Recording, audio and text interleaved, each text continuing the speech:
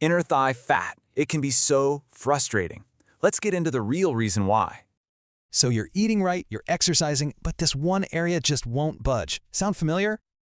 Well, the answer isn't the fat you see. It's actually hidden deep inside the muscle itself. There's a name for this, myosteatosis. It's when fat literally gets inside the muscle fibers. Think of it like the marbling in fancy beef, but here it's a sign of really unhealthy, weak muscle.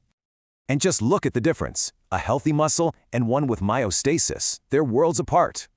So here's the kicker. That fat has to be burned right there by the muscle it's in. But what happens when the machine meant to burn that fuel is broken? That's the real problem. So your goal isn't just to lose weight, you actually need to fix the machine. Check this out. In a study on this repair method, people lost exactly 0 pounds. But they cut muscle loss by 15%. So strength is your new scale for success. Okay, so how do we do it? Let's get into the action plan. Your new goal is simple. Get stronger. Your exercise plan starts with specific, slow, and controlled movements to really wake those muscles up.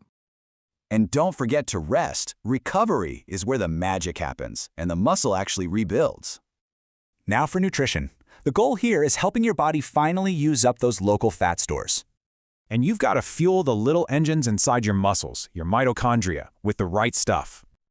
Look, this is a long-term remodeling project, not some kind of quick fix. This takes time. So how do you know it's working? 2 big signs. You're getting stronger and you're less hungry. The true goal here is to build a bigger, better engine to burn all the fuel around it.